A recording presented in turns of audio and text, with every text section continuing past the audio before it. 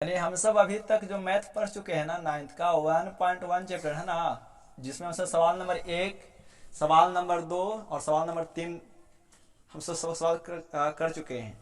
आइए सवाल नंबर 4 देखते हैं। 4 का सवाल क्या कहता है, ठीक है। एक मैथ लाइए हमें दीजिए, क्या कहता है जो समझिए।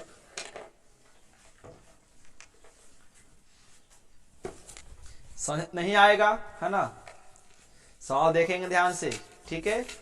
हमने अभी तक आपको नंबर सिस्टम के बारे में पढ़ाया था, संख्या के बारे में, संख्या परिवार के बारे में, है ना। वो संख्या परिवार का 10th के लिए भी काम करेगा, 9th के लिए काम करेगा, 8वां के लिए भी काम करेगा, क्योंकि मैथ पढ़ने से पहले कम से कम आपको संख्या के बारे में पता होना चाहिए, तभी आप संख्या पूरे मैथ को समझ में आएगा। इसीलिए हमने क्या किया था कि चैप्टर पढ़ाने से पहले आपको पूरे संख्या फैमिली के बारे में पढ़ा चुका था कि क्या सम संख्या होता है, क्या विषम संख्या होता है, क्या भाज्य क्या है ना। हमने पूरी जानकारी को दिया था। और उसके बाद हम सब 1.1 चैप्टर का सवाल नंबर 1, 2 और 3 देखे थे, है ना। आइए सवाल नंबर 4 समझते हैं। 4 में सवाल क्या कहता है, कहता है ना कि नीचे दिए गए कथन सत्य हैं या असत्य, कारण के साथ अपना उत्तर दीजिए। यानी 4 सवाल में, है ना, सवाल नंबर 4 में 1, 2, 3 सवाल दिया हुआ है, ठीक है।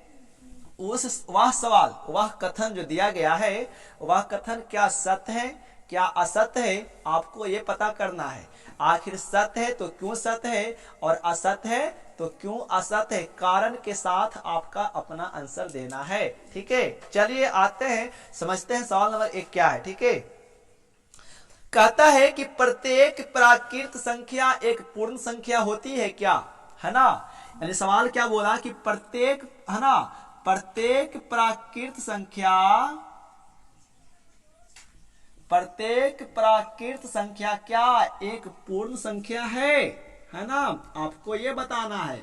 तो भाई ये मैथ बनेगा उससे पहले आपको प्राकृत संख्या के बारे में और पूर्ण संख्या के बारे में पता होना चाहिए कि प्राकृत संख्या क्या है, पूर्ण संख्या क्या है। तो हमने आपको पढ़ाया था क्या कि प्राकृत संख्या क्या होता है, यानी गिनती के संख्या को नहीं, हम सब गिनती के संख्या को ही क्या कहते हैं, प्राकृत संख्या कहते हैं, या 1 से शुरू होने वाली संख्या को हम सब प्राकृत संख्या कहते हैं। तो ये आपका क्या है, प्राकृत संख्या है।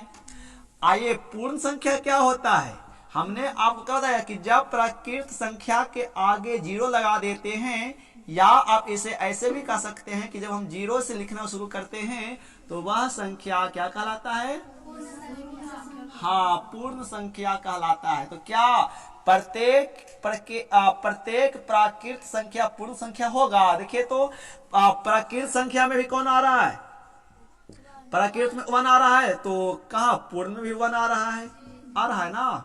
प्राकृत में भी 2 आ रहा है तो पूर्ण में भी 2 आ रहा है। लेकिन क्या ये जो पूर्ण में जो 0 है, क्या वो 0 प्राकृत में है, नहीं है।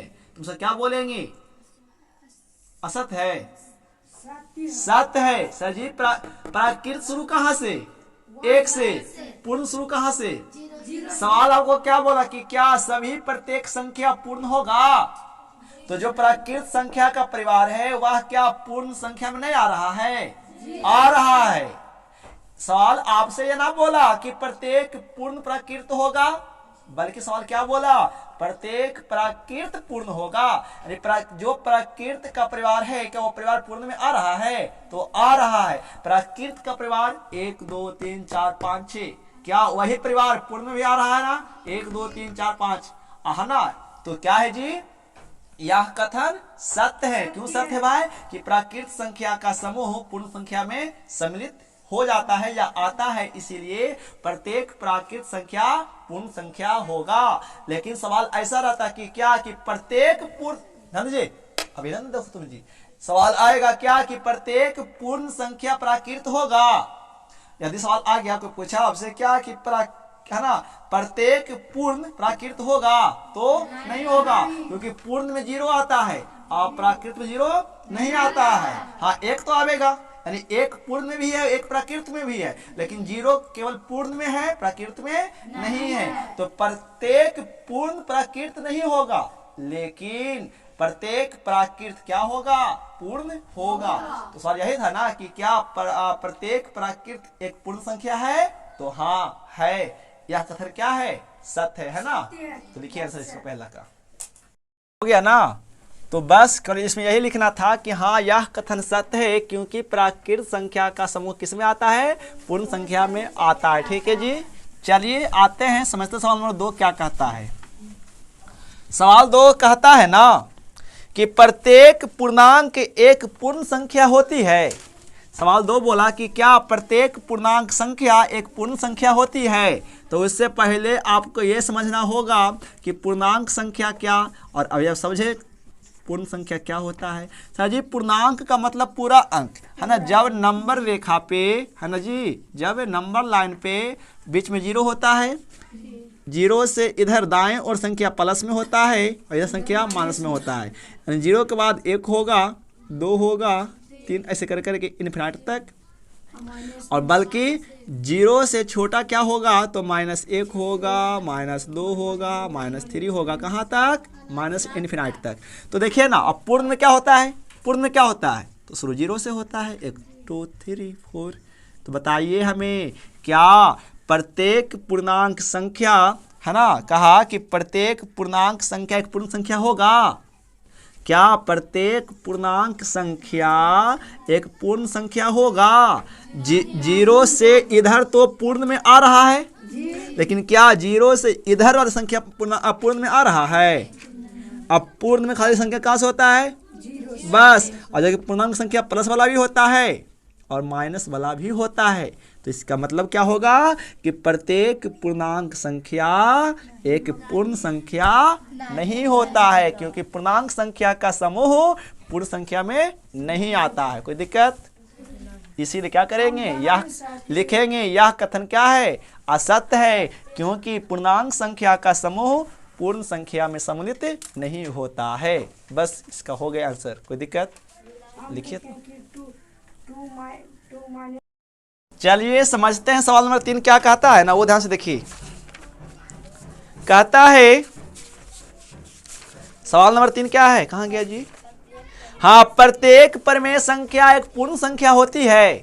क्या प्रत्येक परिमेय संख्या, क्या प्रत्येक परिमेय संख्या एक पूर्ण संख्या होता है या नहीं होता है, आपको बताना है। तो पहले, इससे पहले परिमेय संख्या और ये तो जानते हैं पूर्ण संख्या के बारे में, तो आइए पहले जानते हैं कि परिमेय संख्या क्या होता है। हमने आपको क्या बताया, वैसा संख्या जिसे P/Q के रूप में लिखा जाए, लेकिन Q नॉट इक्वल टू 0 होना चाहिए, या तो इस Q का मान 0 से बड़ा हो जाए या 0 से छोटा हो जाए, ऊपर में होगा। फॉर एग्जाम्पल देखा जाए तो 2/7 भी एक क्या है, परिमेय संख्या है। 3/8 भी क्या है, एक परिमेय संख्या है। 6/-4 भी क्या है, तो एक परिमेय संख्या है ना। तो क्या प्रत्येक परिमेय एक पूर्ण है। पूर्ण का मतलब ही होता है पूरा गोल गोल फिगर में ना, ये सब क्या एक समुच्चा मतलब पूर्ण पूरा है ना। यदि मान लीजिए कि हमने एक 2/5 लिए, तो ये बताइए 2/5 यानी 2/5 एक परिमेय है कि नहीं, परिमेय है। तो क्या ये 2/5 एक पूर्ण संख्या है, तो देखते हैं आकर के 5 लगे भागा कितना में, 2 में, तो क्या लगेगा भागा 0 फिर पॉइंट तब 0, 5 चौके 20।